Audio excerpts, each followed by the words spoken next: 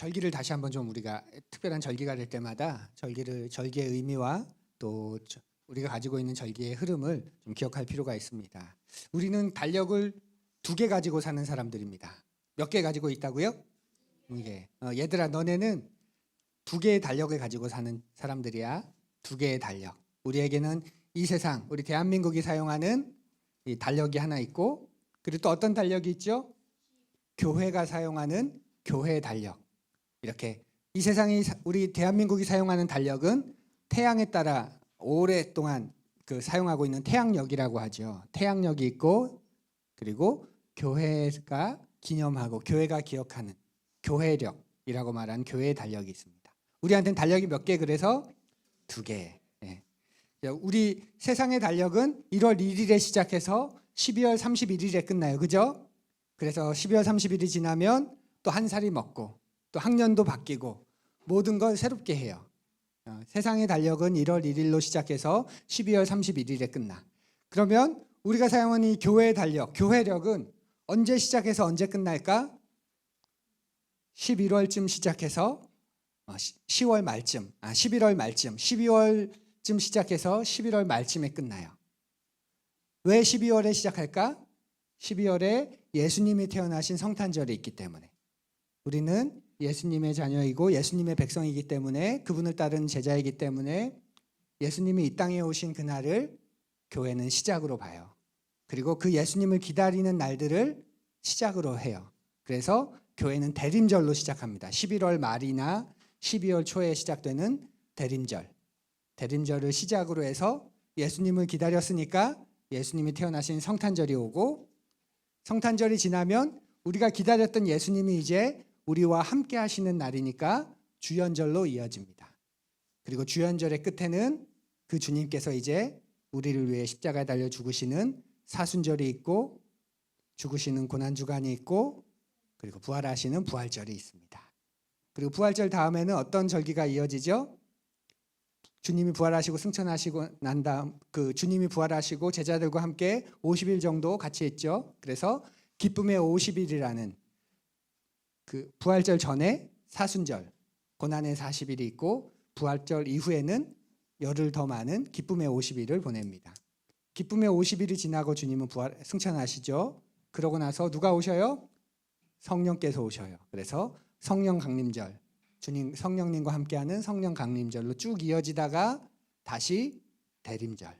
이게 교회의 1년입니다. 근데 최근에 교회력은 거기 하나를 더 추가해서 그 성령 강림절의 마지막 한 7주 정도는 창조절로, 주님께서 만드신 이 세상, 보시기에 좋았다라 하신 이 세상 속에서 성령 하나님과 함께하는, 그리고 다시 오실 주님을 기다리는, 그래서 창조절이라는 절기를 기념하고 있습니다.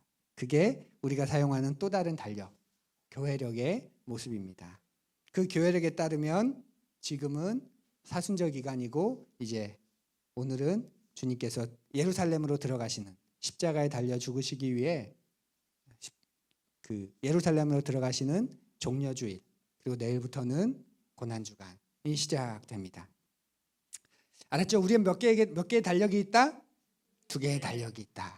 그래서 교회력은 지금 그런 기간이고, 그래서 이 봄날, 이 세상 사람들은 이 봄날 너무 좋아. 겨우내 움츠렸다가 이제 움츠렸던 걸 벗고 마음껏 즐기는 거야. 봄과 어울리게. 그런데 우리는 좀 달라요. 절제해요. 오히려 이런 시간. 절제하고, 감정도 절제하고, 소비도 절제하고, 스마트폰도 절제하고, 말도 좀 절제하고, 그리고 주님을 생각하고 더 사랑으로, 더 정성으로 사람들과의 관계를 맺는 시간이 바로 요 사순절입니다. 그렇게 하고 계시죠? 우리 어른들은? 엄마 아빠가 이 사순절에 좀 바뀐 것 같지 않아?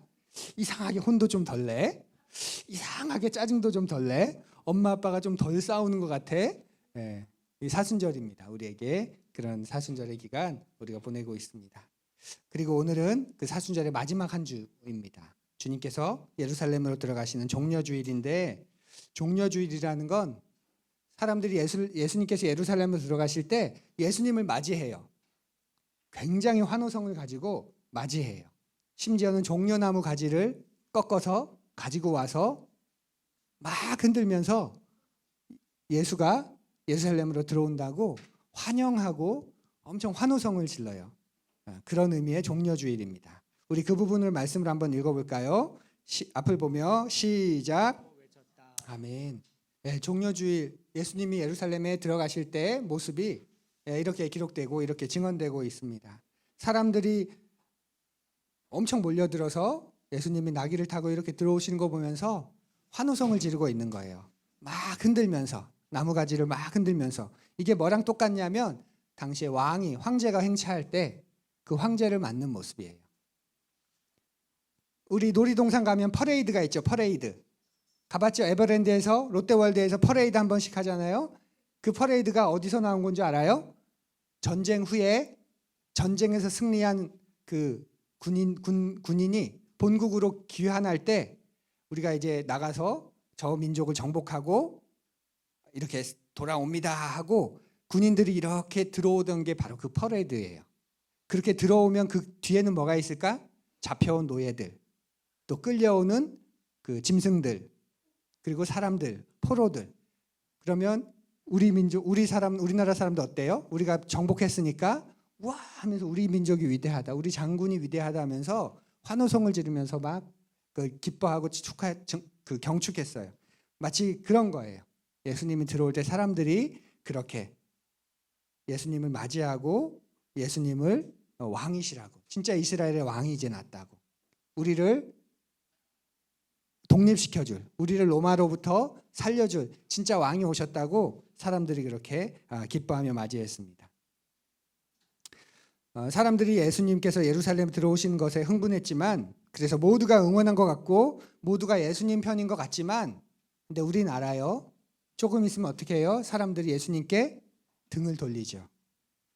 그렇게 보면 예수님은 가장 외로우셨던 분이 아닐까 하는 생각이 목사님 마음에 들었어요.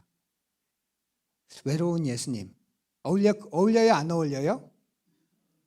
어울려요? 안 어울려요? 예수님에게 외롭다. 안 어울리죠. 그런데 말씀을 읽다 보면 예수님은 참 외로우셨을 것 같아. 그래서 한 기독교 철학자는 예수님을 이렇게 표현하기도 했습니다. 예수는 이 세상에서 외롭다. 예수는 이 세상에서 외롭다. 그렇게 보면 오늘날에도 예수님 외롭지 않으실까요? 오늘날에도 어디에나 계시지만 여전히 어느 곳에서도 예수님을 반기지 않습니다. 늘 함께 하시지만 늘 외면당하십니다. 누구에게나 찾아가시지만 누구도 따뜻하게 맞아들이지 않습니다. 그래서 예수는 이 세상에서 외롭다. 그 말이 맞는 것 같아요. 우리는 주님이 계신데 주님이 계셔도 내 삶이 참 외롭습니다 이렇게 말하지만, 따지고 보면 어떤 거죠? 우리가 예수님을 외롭게 하고 있는 거죠. 그게 이 종려주일의 모습에 또 숨겨진 풍경이기도 합니다. 모든 사람이 환호하고 모든 사람이 흥분해서 최고입니다 얘기하는 것 같지만, 그 인기의 절정에 예수님이 계신 것 같지만 그 누구도 그 예수님을 바르게 알지 못하고 좀 지나면 모두 다 등을 돌리죠. 그런데 그런 종려주일의 시점에 한 여인이 그 예수님을 밝히 알아보고 그 예수님께 나아갑니다. 그게 오늘 우리가 읽은 말씀의 부분이죠. 예수님 앞에 나아가서 눈물로 무릎을 꿇고 그 예수님께 가장 좋은 것, 가장 값진 것, 순전한 나드 한 옥합을 이렇게 드립니다. 한 성경에서는 머리에 부었다고 말하고, 또 한 성경에서는 눈물을 흘리며 자기의 머릿결로 그 예수님의 발을 씻겼다고 말해요. 그러니까 예수님 전체를 다 기념한 거죠. 복음서에서는 어느 특정한 부분을 조금 더 의미 있게 보기 위해서 설명한 것이 둘 다 맞습니다. 좋으신 주님께 가장 귀한 것을 드리는 거예요. 그런데 감격하고 감사해서 나는 가장 좋은 것을 드렸는데 예수님은 그 이상의 의미가 있다고 말씀하세요. 예수님이 뭐라고 말씀하시냐면 그는 내게 아름다운 일을 했다. 한 여인이 가장 소중한 걸 예수님께 이렇게 부어드리니까 사람들이 웅성웅성거려요. 저게 얼마짜린데, 저게 너무나도 비싼 건데, 아이고 저걸 그냥 팔아서 가난한 사람들에게 줬으면 좋았을 걸, 그렇게 탐욕이 가득한 채 그렇게 말해요. 말은 그렇게 하지만 그걸 자기가 슬쩍 가져가려는 그런 의도였죠. 그런데 사람들은 그렇게 말하는데 이 여인은 자기가 있는 행할 바를 하고 예수님은 그 여인을 보면서 아름다운 일을 하고 있구나. 그리고 사람들에게는 괴롭게 하지 마라. 이 여인은 내게 아름다운 일을 하고 있다. 이렇게 말합니다. 그 아름다운 일이 뭘까요? 여인은 몰랐지만 예수님의 죽으심을 준비하고 있었던 거예요. 예수님의 죽으심을 위해서 장래의 일을 하고 있었던 거죠. 우리가 어떻게 그걸 알 수 있냐면 예수님이 죽으신 후에 두 여인이 예수님의 무덤을 찾아가죠. 그때 뭘 준비해서 찾아가죠? 준비한 향료를 가지고 찾아가죠. 당시 중동에서는 시신이 이제 돌아가시면 그 시신이 3일 정도가 지나면 그 중동 지역의 습도와 또 열기에 부패가 시작되고 냄새가 심해지기 때문에 장례상 3일쯤이 되면 향유를 발라서 그 냄새와 그 부패 속도를 정상적으로 이제 늦춰서 아름답게 부패되도록 잘 부패되도록 그리고 그 냄새가 덮이도록 이렇게 하는 그 풍습이 있습니다. 또 예수님의 시신을 자기가 모시겠다고 예수님의 밤중에 찾아갔던 니고데모도 아리마대 사람 요셉이 자기가 예수님의 시신을 모시겠다고 얘기하고 그 무덤에 찾아갈 때 몰약에 침향을 섞은 것 100근쯤 가지고 왔다고 성경이 기록합니다. 향유 100근, 30kg 정도, 30에서 40kg 사이. 그만큼 많은 양. 그러니까 시신을 장례 절차에서 그렇게 하는 게 아주 시신에 대한, 고인에 대한 예의와 예를 다하는 그런 일이었습니다. 지금 이 여인이 자기는 너무 예수님이 감사해서 고마워서 그 예수님 앞에 자기의 가장 좋은 걸 드리고 있지만 예수님은 그걸 보면서 네가 내 죽음을 준비해주고 있구나. 네가 내 죽음을 기억하고 있구나. 기억해주고 있구나. 그렇게 받아들이시면서 아름다운 일을 하고 있다. 이렇게 말한 겁니다. 여인이 보인 그 사랑과 감사가 예수님에게는 예수님의 삶, 예수님의 죽음에 대해 드리는 찬가라고 여기시는 거죠. 외로우셨을 예수님이 지치고 긴장하고 외롭고 쓸쓸하셨을 예수님의 마음에 새로운 힘이 넘치지 않았을까요? 다 등 돌릴 걸 뻔히 아는데 저 환호성, 저 호응 금방 사라질 것 아셔서 외로우셨을 텐데 그때 이 여인의 이 섬김과 사랑이 예수님의 마음에 얼마나 새로운 힘을 솟게 하지 않았을까요? 그렇게 보면 인생도 그런 것 같아요. 인생도. 단 한 사람만이라도 내 진정을 알아준다면 단 한 사람만이라도 나를 진심으로 사랑한다는 사실을 확신할 수 있다면 우리가 어떤 어려움도 이겨낼 수 있지 않을까요? 그렇죠? 네. 여인이 이렇게 할 수 있었던 것 분명 예수님에게서 따뜻한 사랑을 느꼈기 때문일 겁니다. 정확한 배경이 나오진 않지만 그래서 교회 전승에서는 우리가 이 여인을 몸을 팔던 여인으로 그렇게 기억하죠. 그런 여인이 예수 그리스도를 만나서 새로운 인생이 됩니다. 그래서 자신의 인생을 바꿔주신 자신 같은 자를 구원해 주신 그 예수님 앞에 차별과 탐욕과 그 어떤 것도 없이 자기 자신을 자기 자신 그대로 받아주시는 존중해 주시는 그 예수님 앞에 생전 경험을 못한 따뜻한 사랑을 이 여인이 느껴서 그 사랑에 감동해서 자기가 할 수 있는 최고의 것을 드립니다. 그런데 이제는 놀랍게도 예수님께서 이 여인을 통해서 따뜻한 사랑을 맛보고 계십니다. 그리고 이런 종려주일의 영광은 곧바로 고난주간으로 바로 이어집니다. 고난주간 예수님이 얼마나 외로우셨을까요? 얼마나 쓸쓸하셨을까요? 어쩌면 그 예수님이 섬 같다는 생각이 듭니다. 섬처럼 외롭다. 멋있는 표현인데 네. 최종 목사님 시 한 편 섬처럼 외롭다. 이걸로 시 한 편 써주세요. 모티브는 제가 드렸으니까. 예수님이 섬 같지 않으셨을까? 고난주간 네. 그런 마음이 듭니다. 그런 고난주간 이 여인처럼 우리가 예수님의 마음 두실 곳이 되었으면 좋겠습니다. 아멘. 고난주간 우리가 그 예수님의 마음 두실 곳이 되었으면 좋겠습니다. 우리의 마음에, 여러분의 마음에, 여러분의 시간에, 여러분의 공간에 예수님을 두시면 좋겠습니다. 종려주일 말씀을 준비하다가 생각나는 영상 하나가 있었습니다. 드라마 폭삭 속았수다 봤죠? 네, 너무 유명해서 짤로라도 보셨을 텐데 그 드라마에 나오는 한 대목이 생각이 났습니다. 주인공이 금명이죠. 네, 금명이가 그 대학생 시절에 과외를 하잖아요. 과외. 근데 이 아이는 싸가지도 없고 공부도 못하고 돌머리고 인성도 엉망이고 그리고 이 집안의 어머니도 마찬가지고 근데 이 집안에 한 가지 그거는 돈이 너무 많다는 거. 어떻게 해서 때를 잘 잡아서 돈은 많이 있는데 남부러울 게 없는데 하나 집안에 공부한 애가 간판이 없는 대학 간판이 그래서 공부 못하고 성격도 그 엉망인 인격도 한참 모자란 이 아이를 명문대 간판이라도 따게 하려고 그래서 우리 집안에 돈도 많고 또 이런 서울대 간판도 있고 이렇게 과시하려고 한데 도저히 그게 안 되죠. 그래서 금명이한테 과외를 시키다가 도저히 안 되다 싶으니까 금명이한테 뭘 부탁하죠? 대리시험을 보라고 하죠. 네. 서울대 합격증을 돈으로 사려고 합니다.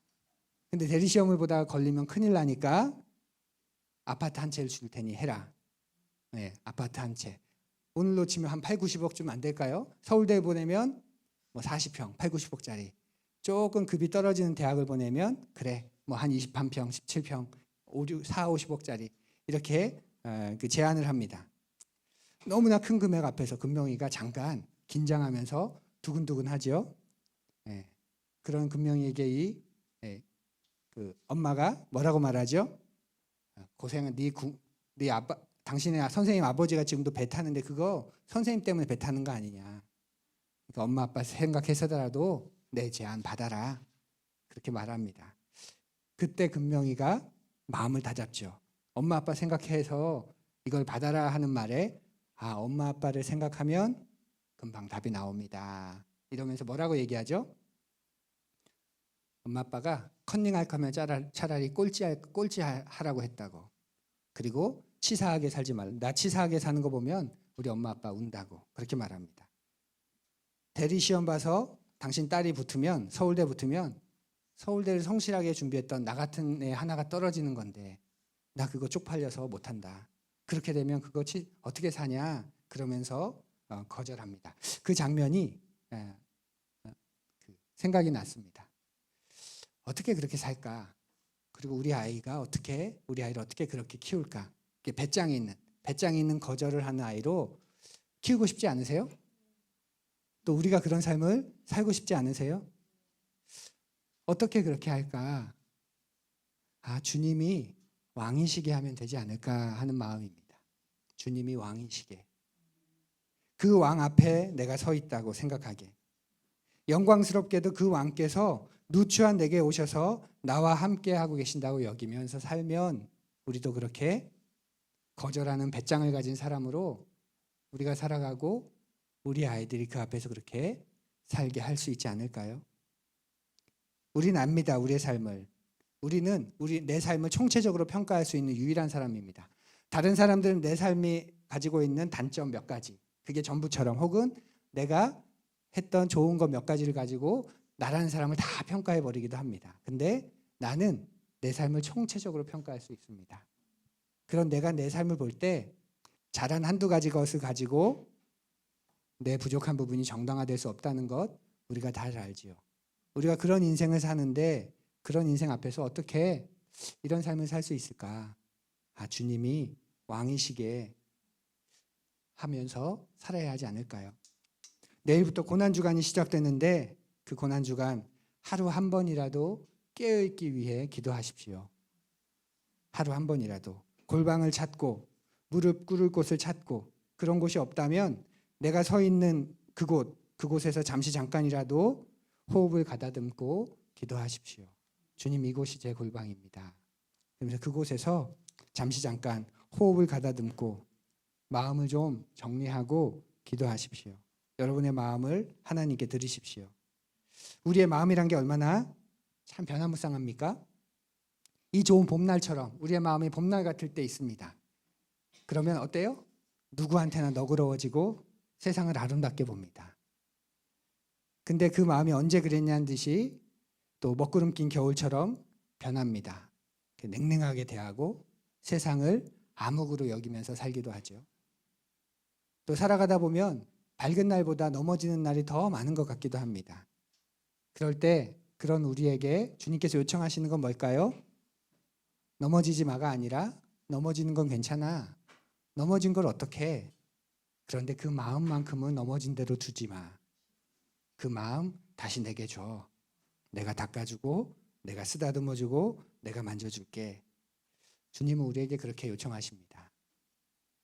그렇게 주님께 마음을 드리는 것, 그게 바로 깨어있는 겁니다. 세상이 어렵고 시대가 어렵다고 네 마음마저 강팍해지지 말고 성도의 삶을 살아. 하나님 나라 백성다운 삶을 살아. 그 마음 무너진 채로 그냥 두지 말고 다시 내게 줘. 주님은 그렇게 말씀하십니다. 십자가를 향해 걸으시는 주님께서 우리에게 하신 마지막 당부, 권면이 바로 깨어있으라 그것입니다. 우리 앞을 보며 함께 읽어볼까요? 시작. 예수님의 마지막 당부입니다. 제자를 향한 마지막 권면이기도 하고 어떤 말이 계속 나오고 있죠? 깨어있어라. 깨어있어라. 깨어있는다는 건 얘들아 뭘까? 잠자지 않는 것? 예수님께서 말씀하신 깨어있는다는 건 예수님께 너희들이 생각으로 마음으로 말을 걸어보는 거야. 어떻게 해보는 거라고? 생각과 마음으로 말 걸어보는 것. 생각으로 말을 걸어봐요. 마음으로 말을 걸어봐요. 예수님, 제게 하고 싶으신 말이 있으신가요? 예수님이라면 어떻게 하실까? 그렇게 말을 걸어보는 거예요. 그럴 때 우리의 마음과 생각이 깨어있게 돼요. 왜냐하면 우리 예수님을 이렇게 개입시키는 거니까. 한겨레 신문의 종교 기자인 조연 기자가 있습니다. 종교 영역을 담당하는 기자인데 비종교인이고 한겨레 신문 안에 종교 섹션을 이렇게 쓰는 기자인데 그 사람이 쓴 여러 가지 책 가운데 울림이라는 책이 있습니다. 울림. 당연히 종교 전문 기자니까 한국 기독교에 대해서도 많이 취재하고 또 정기적으로 글을 올리겠죠. 그러다가 한국에 숨겨져 있는 그 영성가들, 숨겨져 있는 큰 그리스도인들, 그걸 취재하고 그걸 이렇게 냈던 적이 있습니다. 그걸 책으로 묶은 책인데 울림이라는 게 이 사람들을 보니까 기독교가 이런 거구나 하고 울림이 있다는 말이죠. 그 가운데 김재준 목사님이라고 등장하십니다. 장공 김재준 한기장을 만드신 분이기도 하고 독재와 오랜 시간 싸웠던 온 삶을 걸고 싸우신 분이기도 하고 한신대를 만드는 일에 큰 일을 하신 분입니다. 그분이 하신 말씀 중에 이런 말이 유명합니다. 기독교는 책의 종교가 아니라 예수를 닮으려는 종교다. 그 말로 유명하기도 한데 그 책의 내용을 읽다 보면 그분이 평생 간직하고 살아온, 이분이 평생 자기에게 간직하고 살아온 10가지 삶의 신조, 그게 있습니다. 한번 들어보세요. 1. 말을 많이 하지 않는다. 2. 대인관계에서 의리와 약속을 지킨다. 3. 최저생활비 이외에는 소유하지 않는다. 4. 버린 물건, 버려진 인간에게서 쓸모를 찾는다. 5. 그리스도의 교훈을 기준으로 예와 아니오를 똑똑하게 말한다. 그 다음에 생기는 일은 하나님께 맡긴다. 6. 평생 학도로 산다. 학생으로 산다는 말이죠. 평생 공부하겠다. 7. 시작한 일은 좀처럼 중단하지 않는다. 8. 사건 처리에는 이건 제가 잘못 적었네요. 사건 처리에는 반드시 건설적, 민주적 질서를 밟는다. 9. 산하와 모든 생명을 존중하여 다룬다. 10. 모든 피조물을 사랑으로 배려한다. 장공 김재준 목사님이 우리 한국 교회사에서는 굉장히 큰 거목이고 한국 기독교의 양심 같은 분입니다. 그런데 이분의 삶이 어떻게 그분다울 수 있었는지를 알 수 있는 그런 대목이었습니다. 태어날 때부터 투사, 태어날 때부터 성숙한 그리스도인 있을까요? 없을까요? 네, 절대 없죠. 그런데 이분이 어떻게 그렇게 투사의 자리까지, 성숙한 그리스도인의 자리까지 오를 수 있었을까? 삶의 원칙을 세우고 그것을 지켜나가기 위해 했을 때 이루어지는 과정이 바로 성숙이구나. 완성된 게 성숙이 아니라 그 과정이 성숙이구나 하는 생각을 해보게 되었습니다. 사랑하는 푸르니 여러분, 훈련되지 않는 삶은 무력합니다. 따라해 볼까요? 훈련되지 않는 삶은 무력하다. 우리의 믿음이 너무나 허접하게 보이고 무기력한 이유가 있다면 그 이유는 뭘까요? 신앙인으로 살아가는 훈련을 하지 않기 때문이죠. 바울이 바울다웠던 이유가 어디 있을까요? 태어나면서부터 바울은 바울이 아니었겠죠. 그런데 그걸 바울 스스로가 고백합니다. 나는 이 신앙의 경주에서 완주하기 위해 향방 없는 자같이 달리지 않기 위해 또 이전 것은 지나갔으니 보라 새 것이 되었도다. 이전 것이 끊임없이 솟아나는 그 싸움에서 새 것이 되기 위해, 그래서 승리하기 위해 바울은 어떻게 했다고 말하죠? 앞을 보면 읽어볼까요? 시작. 네, 이전 번역에서 나는 내 몸을 쳐 복종하노라 그렇게 말하죠. 그래서 바울이 될 수 있었고 신앙의 경주까지 완주할 수 있었고 이전 것은 지나갔으니 보라 새 것이 되었노라. 그 싸움에서 승리할 수 있었다고 말합니다. 종려주일 그리고 고난주간입니다. 향유옥합을 깨뜨린 여인, 그저 예수님이 좋아서, 예수님이 감사해서, 너무 감사해서 향유옥합을 깨뜨려서 예수님께 드립니다. 예수님의 머리에 붓고 자기의 눈물을 섞어서 자기의 머리털로 그 예수님의 발을 닦습니다. 그런데 그 행동은 그저 감사의 행동이 아니라 그보다 더 의미 있는 행동이었음을 그 여인은 몰랐습니다. 그런데 예수님은 아름다운 일이다 라고 그 의미를 찾아내십니다. 우리에게도 마찬가지입니다. 그러니 한 주간 깨어있기 위해 애쓰시기 바랍니다. 새도 날기 위해서 애쓰고 우리 아이를 키우면서 가장 신경 쓴 게 뭐죠? 똥오줌 가리는 거 아닌가요? 배변 습관 하는 것. 그러기 위해 아이들이 얼마나 훈련하는지 모릅니다. 하물며 우리이겠습니까? 한 주간 바울의 권면을 마음에 두고 기도, 금식, 또 말씀 묵상, 말씀 나눔, 섬김, 나눔에 깨어 있으시기를 바랍니다. 우리가 특별히 깨어 있다는 건 자꾸 너무 개념적으로, 관념적으로 생각하기 쉬운데 정신 차려야지 그 정도로 생각하기 쉬운데 바울은 우리가 깨어 있는다는 게 어떤 건지 아주 명확하게 구체적으로 말해줍니다. 그 부분을 우리 함께 읽어볼까요? 앞을 보며 시작. 깨어있는 삶입니다. 서로 뜨겁게 사랑하는 것, 불평 없이 서로 따뜻하게 대접하는 것, 내게 주신 은사, 내게 가지고 있는 그 작고 작은 재능, 그것이지만 그것으로 서로 섬기고 봉사하는 것, 이게 바울이 말하는 깨어있는 삶입니다. 그럴 때 우리는 그냥 이 향유옥합 받은 여인처럼 감사해서 기회가 돼서 그것을 했을 뿐인데 주님께서는 그것이 또 다른 의미가 있다고, 아름다운 일을 했다고 기억해 주시고 또 그것으로 고마워해 주시는, 외로웠는데 쓸쓸했는데 네가 알아주는구나, 고맙다, 이렇게 말씀하시는 그런 예수님의 음성을 우리도 누리게 될 것입니다. 이번 한 주간 고난주간입니다. 다른 거 몰라도 이 고난주간 한 주간만큼은 금명이 말처럼 쪽팔리게 치사하게 살지 않기 위해 깨어있는, 그리고 애쓰는 그런 한 주간 되시기를 간절히 바랍니다.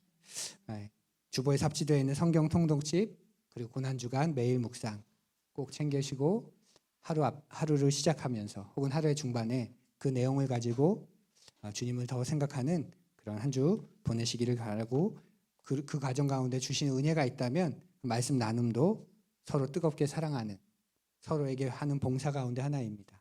우리 카톡방이나 그런 데 올려서 또 말씀의 은혜도 서로 나누면 좋겠습니다. 우리 함께